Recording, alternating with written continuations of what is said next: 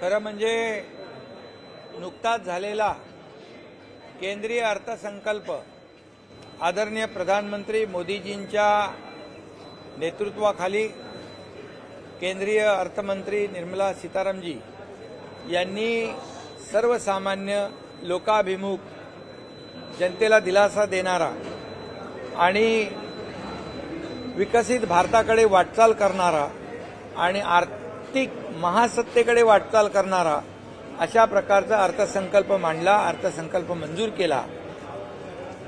तेव्हाही विरोधकांनी अशीच टीका केली, परंतु त्यांना टीका आणि आरोप याशिवाय दुसरं काही काम उरलेलं नाही। आणि म्हणून जसं केंद्राचा अर्थसंकल्प सर्वसामान्यांसाठी लोकाभिमुख आणि शाश्वत जनतेला दिलासा देणारा, मध्यमवर्गीय सर्वसामान्य कुटुंबियांना कराच्या ओझ्यातून बाहेर काढणारा, 12 लाखापर्यंतच्या उत्पन्नाला इन्कम टॅक्स फ्री करणारा, आणि मी त्याच्यामध्ये डिटेलमध्ये जात नाही, मी अगोदर बोललोय, आणि अशा अर्थसंकल्पावर देखील विरोधकांनी आरोप केला। आता मुंबई महापालिकेचा अर्थसंकल्प आज झाला। कुठली करवाढ, दरवाढ आणि भुर्दंड मुक्त अशा प्रकारचा अर्थसंकल्प आहे। कुठलाही करवाढ नाही, शुल्कवाढ नाही, दरवाढ नाही आणि कुठलाही भुर्दंड नाही, अशा प्रकारचा लोकाभिमुख सर्वसामान्य मुंबईकरांना दिलासा देणारा हा अर्थसंकल्प आहे। 74,427 कोटीचा आहे आणि गेल्या वर्षापेक्षा हा 14.19% जास्त आहे, म्हणजे 9,000 कोटीने जास्त आहे। याचा अर्थ मुंबई वेगाने कात टाकते, मुंबई वेगाने विकसित होते आहे। मला आठवत आहे की मी जेव्हा मुख्यमंत्री झालो तेव्हा मी आणि देवेंद्रजींनी, आम्ही दोघांनी मुंबई महापालिका आयुक्तांना सूचना दिल्या की गेले अनेक वर्ष मुंबईकरांचा खड्ड्यातून होणारा प्रवास कधी बंद होणार, आणि तो बंद करण्याच्या सूचना दिल्यानंतर 2 फेजमध्ये, पहिला फेज दुसरा फेजमध्ये आम्ही अख्ख्या मुंबई शहरातले रस्ते कॉन्क्रिटीकरण करण्याचा निर्णय घेतला। आतापर्यंत दरवर्षी रिपेअर करायचे, त्या डांबरातून पांढऱ्यातून काळं हे करून जवळपास 3,000 कोटी आतापर्यंत फक्त रिपेअरवर खर्च केले। हे जनतेचा पैसा हा कुणाच्या घशात गेला, कुणाच्या खिशात गेला हे आपल्याला माहित आहे। आणि म्हणून आता पुढच्या दोन्ही फेज आपले सिमेंट कॉन्क्रीटच्या रस्त्यांचे सुरू आहेत।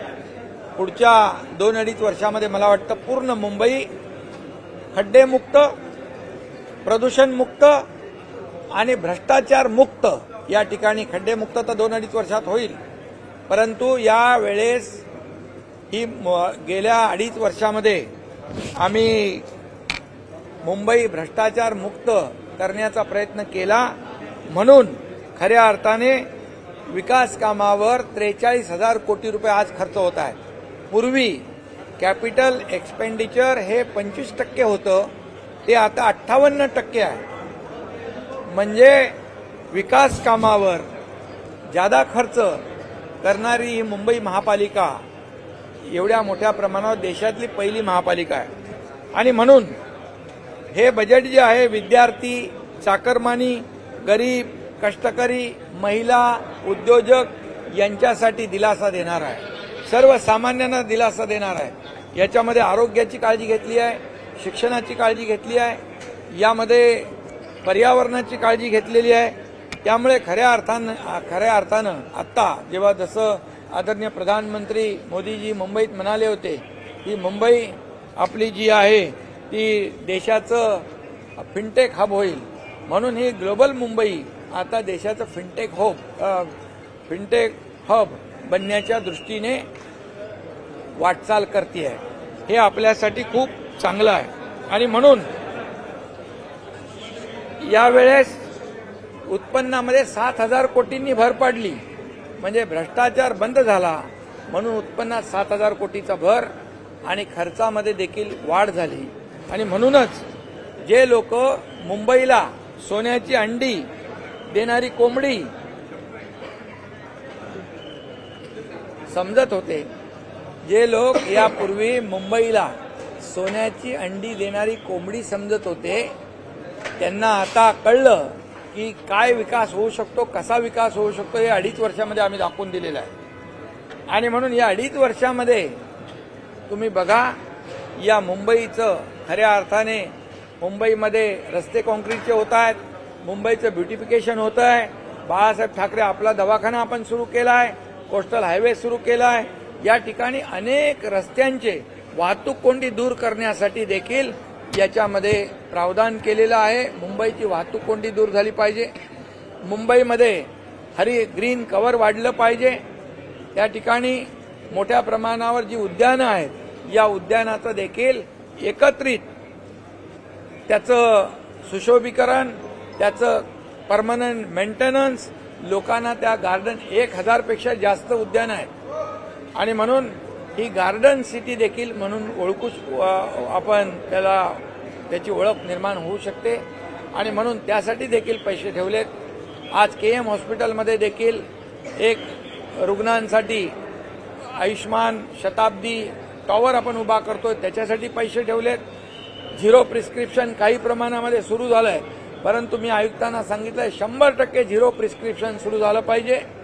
त्याचबरोबर मुंबईकरांचं हेल्थ चांगलं असावं, सुदृढ असावं म्हणून हेल्थ चेकअप करण्याचा एक ड्राईव्ह मुंबई महापालिका घेणार आहे. आणि याबरोबर मुंबईला एक मोठं 300 एकराचं मोठं गार्डन सेंट्रल पार्क या ठिकाणी मुंबई महापालिका देईल. कारण 120 एकर आम्ही जागा महालक्ष्मी रेस्कोर्सची घेतली आणि 175 एकर जागा ही कोस्टल हायवेची आहे. असं 300 एकराचं अंडरग्राऊंड म्हणजे सबवेने हे गार्डन जोडलं जाणार आहे. त्याचबरोबर लंडनच्या धर्तीवर, लंडन आयच्या धर्तीवर मुंबई आहे, हा देखील या ठिकाणी उभा करण्याचा या बजेटमध्ये त्यांनी मानस केलेला आहे. आणि म्हणून त्याचबरोबर कोळीवाड्यांचा विकास 25 कोटी रुपये कोळीवाड्याच्या विकासासाठी ठेवलेले आहेत. आणि त्याचबरोबर सर्व क्षेत्रासाठी विकासाला चालना देण्यासाठी या ठिकाणी मुंबई महापालिका सज्ज आहे. देशातलं मुंबई हे शहर आपली आर्थिक राजधानी तर आहेत, जगातले पर्यटक इकडे येतात आणि म्हणून देशामध्ये नंबर 1चं मुंबई शहर होऊ घातलेलं आहे. त्याची वाटचाल सुरू झालेली आहे. आणि म्हणूनच यावेळेचा अर्थसंकल्प अतिशय महत्त्वाचा आहे.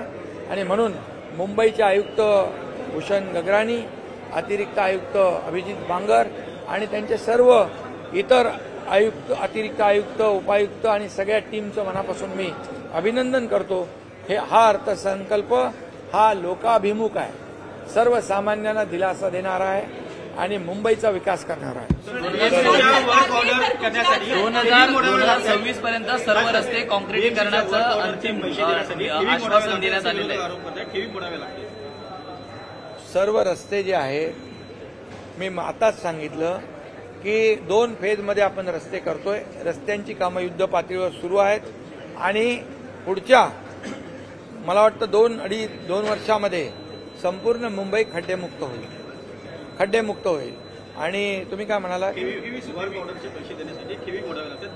अरे बाबा, आरोप करणाऱ्यांना आम्ही आरोपाने उत्तर देत नाही, आम्ही काम करून उत्तर दिलं.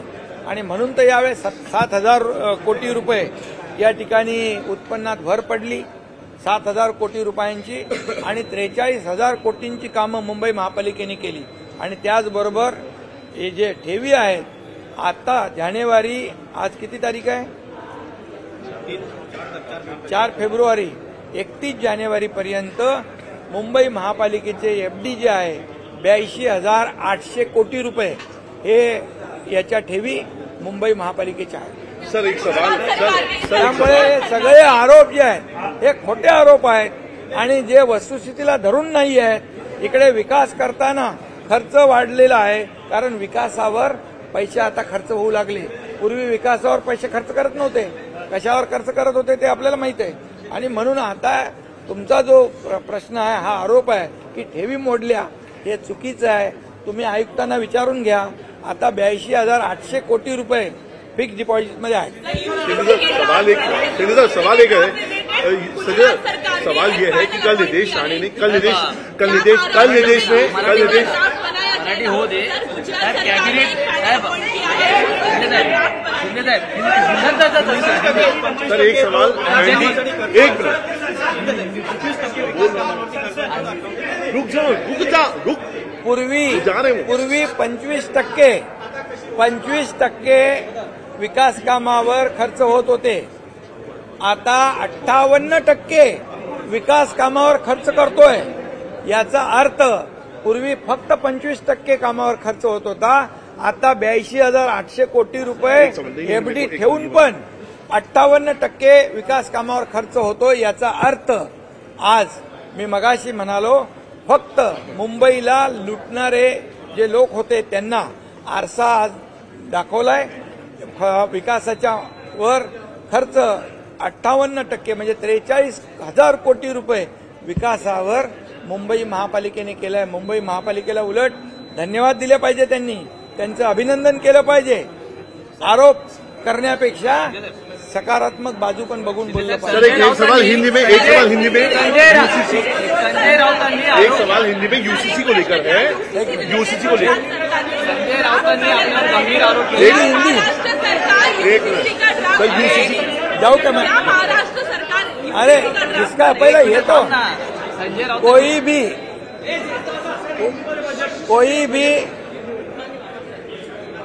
टैक्स में बढ़ोतरी, करवाड़, दरवाड़, कोई भी भुर्दंड, कोई भी शुल्क बढ़ाने का काम नहीं करते हुए ये बजट जो है सर्वसामान्य नागरिक के लिए लोकाभिमुख है. 74,427 करोड़ का ये बजट है और ये बजट 9,000 करोड़ से ज्यादा है. पिछले बजट से 14.19% ये बढ़ोतरी है.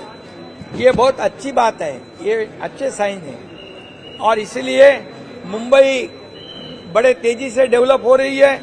यहाँ पर विद्यार्थी है, मुंबईकर है, गरीब है, कष्टकरी है, महिलाएं है, उद्योजक है, आरोग्य सुविधा है, शिक्षा की सुविधा है, ये सभी और इंफ्रास्ट्रक्चर इस पे काम किया है. और पिछले बार 25% काम डेवलपमेंट में होता था, इस बार 58% का खर्चा जो है डेवलपमेंट में हुआ है. इसका मतलब 43,000 करोड़ रुपया ये डेवलपमेंट में किया है. इसलिए और 7,000 करोड़ आमदनी में बढ़ोतरी हुई है. इसका मतलब मुंबई महापालिका में 2.5 साल से पूरा करप्शन को बंद करने का काम हमारी महायुति सरकार ने किया है. जब मैं मुख्यमंत्री बना तब मैं और देवेंद्र जी ने कमिश्नर को कहा कि ये मुंबई गड्ढों से भरी है, उसको गड्ढों से मुक्त करिए. तो 2 फेज में हम लोग यहाँ पर मुंबई को पूरे कंक्रीटाइजेशन कर रहे हैं, पूरे रोड कंक्रीट के कर रहे हैं. और इसलिए मैं कहूंगा कि Mumbai will be pothole free in next 2 years. Sanjay राऊतांनी गंभीर आरोप केलेले आहेत कामाख्या दिल्यासंदर्भात. आणि म्हणून पुढच्या 2 वर्षामध्ये पूर्ण रस्ते मुंबईचे खड्डे मुक्त होतील. आणि त्याचबरोबर मुंबई आम्हाला प्रदूषण मुक्त करायची आहे, खड्डे मुक्त करायची आहे आणि भ्रष्टाचार मुक्त मुंबई या ठिकाणी आम्हाला करायची आहे. आणि म्हणून त्याचं हे पहिलं पाऊल आहे. आदरणीय प्रधानमंत्री जी ने कहा था मुंबई को हम फिनटेक हब बनाएंगे, इसकी शुरुआत हुई है. ये हमारे लिए बहुत बड़ी बात है. और इसीलिए मुंबई देश में डेवलपमेंट में नंबर 1 शहर बनेगा. मुंबई देश में नंबर 1 शहर बन रहा है. ये हमारे लिए बहुत खुशी की बात है. ये अभी पूछो क्या है सर? 2 सवाल है. आरोप विरोधी विपक्ष ने एक पैनल अपॉइंट किया है. विपक्ष कह रहा है कि बैलेंस शीट कम होनी चाहिए, का खर्चा जो है विकास काम पे किया.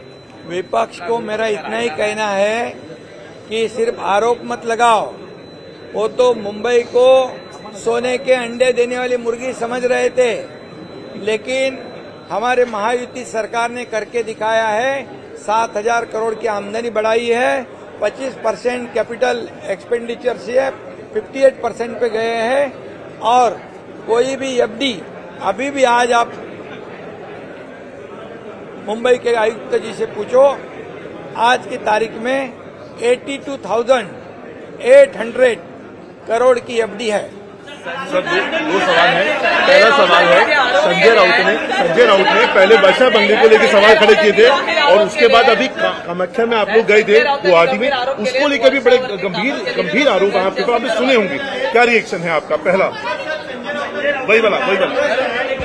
वही सवाल, कामाख्या को लेकर, वर्षा बंगले को लेकर बहुत गंभीर आरोप आपके ऊपर। ज्यादा उनको उसका एक्सपिरियन्स, खूप जास्त एक्सपिरियन्स त्यांना आहे त्याच्यातला जास्त एक्सपिरियन्स अनुभव त्यांना असल्यामुळे मला वाटतं त्यांनाच विचारा तुम्ही खरं काय खोटं काय। सर यूसीसी को लेकर वारंवार अंधश्रद्धेबद्दल बोलताय, त्याच्यावर बोलण्याची मला आवश्यकता वाटत नाही। सर यूसीसी को लेकर, यूसीसी लागू कर दी है, पैनल अपॉइंट किया है सर ये आप कितने सीरियस हैं? पैनल अपॉइंट किया है, उनको बोला गया है कि आप कुछ समय में ड्राफ्ट बनाइए यूसीसी के रिलेटेड। महाराष्ट्र आपकी सरकार आई है महाराष्ट्र में, क्या महाराष्ट्र में यूसीसी इम्प्लीमेंट होगा? क्या ड्राफ्ट बनाएंगे? हमारे मुख्यमंत्री जी, देवेंद्र जी, मैं, अजीत दादा, हम लोग सब बैठेंगे, इसके ऊपर चर्चा करेंगे और निर्णय लेंगे।